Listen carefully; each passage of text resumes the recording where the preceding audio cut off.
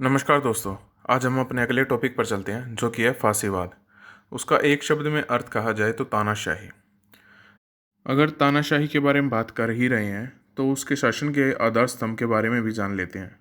सबसे पहले है उदंड पार्टी कार्यकर्ता, दूसरा है विरोधियों का निर्मम दमन, तीसरा खुफिया पुलिस तंत्र, चौथा है लोकतांत्रिक संस्थाओं का अवमूल्यन। इन चारों चीज़ों से ही तानाशाही शासन चलता है। आइए अब इसके अर्थ के बारे में जानते हैं। फांसीवाद का अर्थ है तानाशाही, या कहा जाए फांसीवाद का अर्थ तानाशाही से ही है, जिसके अंतर्गत खुफिया पुलिस तंत्र, उदंड पार्टी कार्यकर्ता, विरोधियों का निर्मम दमन और लोकतांत्रिक संस्थाओं का अवमूल्यन करना शामिल है। ये प्रवृत्तियां जहां विद्यमान होती हैं उसे फांसीवाद नाम से जाना जाता है। सर्वप्रथम इटली में फांसीवाद का उद्भव हुआ। अब आते हैं फांसीवाद के उदय के कारणों पर। सबसे पहले है पेरिस शांति सम्मेलन एवं इटली के साथ विश्वासघात। इसमें प्रथम विश्व युद्ध में इटली लंदन की गुप्त संधि के तहत मित्र राष्ट्रों के पक्ष में शामिल हुआ। इस संधि के तहत इंग्लैंड ने उसे फ्यूम बंदरगाह, अल्बानिया का क्षेत्र एवं अफ्रीका में जर्मन उपनिवेश देने की बात कही, किंतु पेरिस शांति सम्मेलन में इन्हें इटली को वादे के अनुरूप कुछ नहीं मिला, अतः वह जीत कर भी हार गया, अर्थात इटली के साथ विश्वासघात हुआ और उसका राष्ट्रवाद आहत हुआ। मुसोलिनी ने इस राष्ट्रवाद को संतुष्ट करने की बात कर जन समर्थन हासिल किया। अब आते हैं दूसरे पर, युद्धोत्तर आर्थिक दशा। प्रथम विश्व युद्ध में भागीदारी से इटली पर आर्थिक बोझ बढ़ा, राष्ट्रीय ऋण में वृद्धि हुई, अतः जनता पर कर का बोझ और बढ़ गया। तो दूसरी तरफ कृषि एवं औद्योगिक उत्पादन में कमी आई, अतः वस्तुओं की कमी एवं मूल्य वृद्धि की समस्या उत्पन्न हो गई। इससे जन कठिनाई बढ़ गई। इसी क्रम में जगह जगह प्रदर्शन होने लग गए और कई जगह तो हड़तालें भी होने लग गई। फलतः इटली में एक के बाद एक सरकारों का पतन होने लग गया। वस्तुतः लोकतांत्रिक सरकार जन कठिनाइयों को दूर करने में सफल नहीं रही, अतः इटली की लोकतांत्रिक सरकार से लोगों का विश्वास उठने लग गया। इस तरह आर्थिक कमजोरी ने वर्तमान राजनीतिक ढांचे को अंतिम धक्का दिया और मुसोलिनी के नेतृत्व में तानाशाही शासन की स्थापना हुई। इसी क्रम में यह कहा गया कि उसने युद्ध में तो विजय प्राप्त की किंतु शांति को खो दिया, अर्थात यहाँ प्रथम विश्व युद्ध में इटली की भागीदारी और इससे इटली पर पड़ने वाले दुष्प्रभावों को उद्गठित किया गया। इन्हीं आर्थिक कठिनाइयों को दूर करने में मुसोलिनी की तानाशाही स्थापित हुई, जिसने विस्तारवाद एवं युद्ध पर बल दिया। फलतः द्वितीय विश्व युद्ध का आधार तैयार हो गया। इससे विश्व शांति भी भंग हुई। इस दृष्टि से पेरिस शांति सम्मेलन में हुए विश्वासघात और युद्ध जनित आर्थिक कठिनाइयों ने इटली में ही शांति भंग नहीं की, विश्व को भी अशांत कर दिया। अब आते हैं अगले उदय के कारण पर, जो कि है राष्ट्रवादी असंतोष। एकीकरण के पश्चात इटली ने साम्राज्यवादी विस्तार पर बल दिया। इसी क्रम में अफ्रीकी देश अबिसीनिया, या जिसे कहा जाए इथोपिया आज के टाइम का, उस पर नियंत्रण का प्रयास किया, किंतु असफल रहा, अतः उसका राष्ट्रवाद आहत हुआ। इसी क्रम में वह नवीन प्रदेशों की प्राप्ति के लिए प्रथम विश्व युद्ध में मित्र राष्ट्रों की तरफ से शामिल हुआ, किंतु वहाँ भी इसकी इच्छा पूरी नहीं हुई, अतः राष्ट्रवादियों में असंतोष बढ़ा, जिसका लाभ मुसोलिनी ने उठाया। अब आते हैं उदय के अगले कारण पर, साम्यवाद के प्रसार का भय। इटली की आर्थिक कमजोरी व कठिनाइयों से जनता असंतुष्ट थी और साम्यवादी सिद्धांतों की ओर आकर्षित होने लग गई। वस्तुतः रूसी साम्यवादी क्रांति की सफलता से प्रेरित होकर इटली में भी साम्यवादी दल बने, जिन्होंने निजी कंपनी की अवधारणा को समाप्त कर उत्पादन के साधन एवं वितरण पर राज्य का नियंत्रण स्थापित करने की बात कही। फलतः पूंजीपतियों, भूस्वामियों में साम्यवाद शासन की स्थापना का भय फैल गया और उन्होंने मुसोलिनी का समर्थन किया, जो कि साम्यवाद का विरोधी था।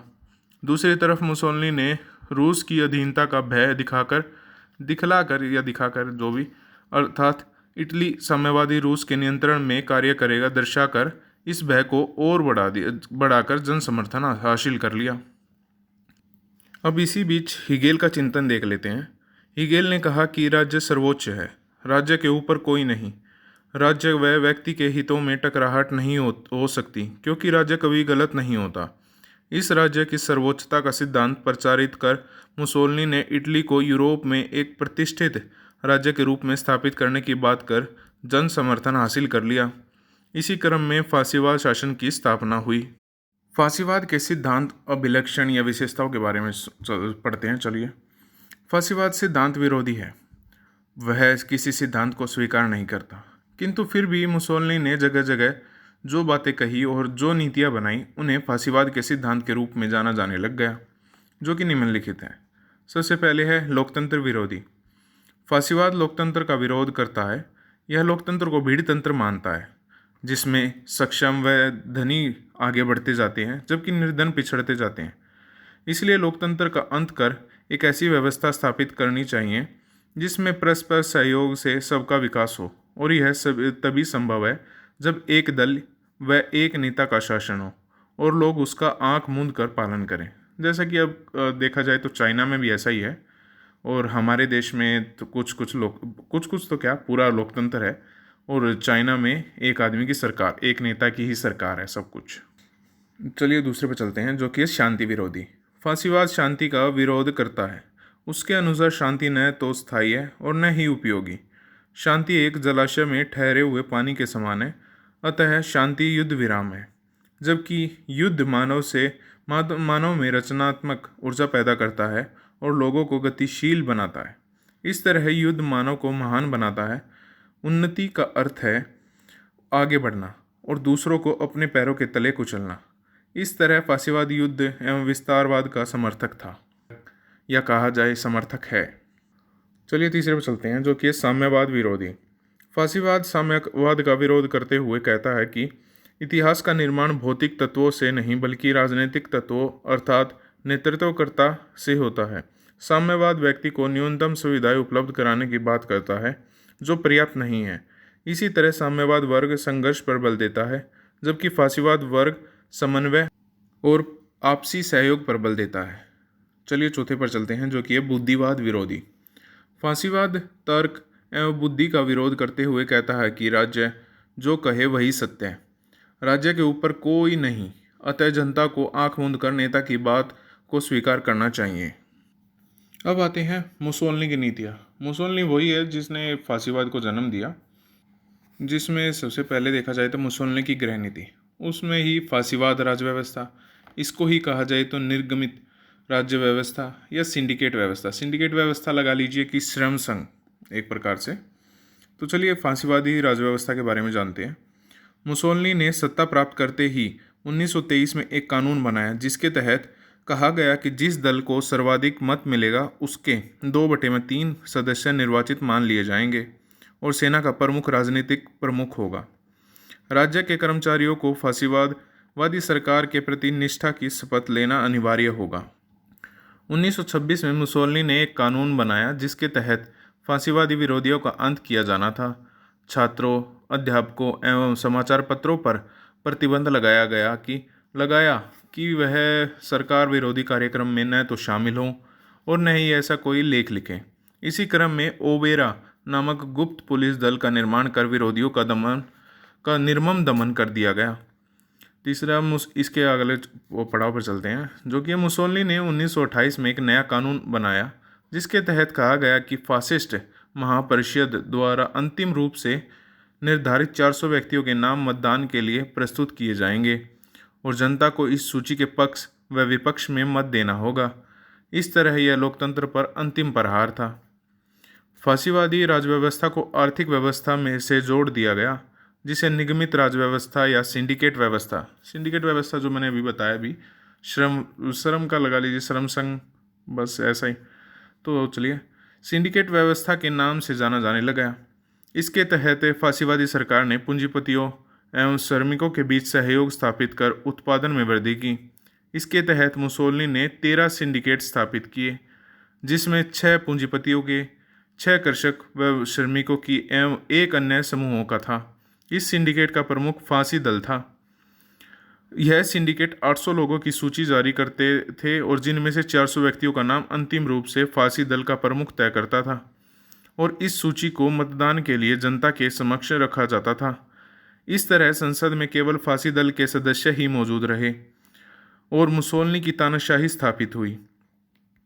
यह सिंडिकेट व्यवस्था यूरोप में राजनीतिक एवं व्यावसायिक समूहों की भागीदारी का उदाहरण प्रस्तुत करती है। इस सिंडिकेट के निम्नलिखित कार्य थे। सबसे पहले था मजदूरी की दर को तय करना। दूसरा था श्रमिकों के लिए कार्य के घंटे निर्धारित करना। तीसरा था श्रमिकों के लिए पर्यटन, मनोरंजन, बीमा तथा स्वास्थ्य सुविधाओं को सुनिश्चित करना। और चौथा था हड़तालों पर प्रतिबंध लगाना। इस सिंडिकेट व्यवस्था के माध्यम से मुसोलिनी ने इटली के विकास का प्रयास किया। उसको वर्ग संघर्ष की जगह सहयोग एवं समन्वय के माध्यम से आर्थिक विकास को प्रोत्साहित किया। कृषि योग्य भूमि का विस्तार करते हुए सड़कों एवं आधारभूत संरचना के विकास को प्रोत्साहित किया। मशीनीकरण पर बल देते हुए जिस विभिन्न कल कारखानों का निर्माण कर दिया। फलतः कृषि एवं औद्योगिक उत्पादन तथा व्यापार में वृद्धि होने लग गई। रोजगार के अवसर बढ़ गए। इस दृष्टि से सिंडिकेट व्यवस्था आर्थिक विकास में सहायक सिद्ध हुई। इस आर्थिक एवं राजनीतिक सहयोग की व्यवस्था को निगमित राज व्यवस्था के नाम से भी जाने लगा। अब आते हैं मुसोलिनी की विदेश नीति पर। मुसोलिनी ने कहा कि इटली साधन संपन्न नहीं है, अतः इसकी जनसंख्या वृद्धि को देखते हुए इसकी आवश्यकता पूर्ति हेतु इटली का विस्तार करना जरूरी है। इसी क्रम में उसने अपनी विदेश नीति को उग्र रूप दिया और एक सक्षम सैन्य संगठन के निर्माण पर बल दिया। और इस आवश्यकताओं की पूर्ति हेतु उसने अपनी गृह नीति के तहत निगमित राज व्यवस्था को लागू कर दिया। दूसरा, मुसोलिनी ने भूमध्य सागरीय क्षेत्र एवं अफ्रीका के उपनिवेश स्थापित कर अंतर्राष्ट्रीय जगत में इटली को सम्मानित स्थान दिलवाना अपना लक्ष्य बनाया। और इस लक्ष्य को पूरा करने के क्रम में फ्यूम नगर, बंदरगाह तथा अल्बानिया क्षेत्र पर नियंत्रण स्थापित किया और अफ्रीकी देश इथोपिया पर नियंत्रण किया, जो कि आज का इथोपिया है। राष्ट्रसंघ से त्यागपत्र देकर 1936 में रोम बर्लिन धुरी का निर्माण किया और अंततः द्वितीय विश्व युद्ध में जर्मनी का साथ दिया। आज के लिए बस इतना ही। अगर सही लगे तो लाइक कीजिएगा, शेयर कीजिएगा, कमेंट कीजिएगा और सब्सक्राइब कीजिएगा। धन्यवाद।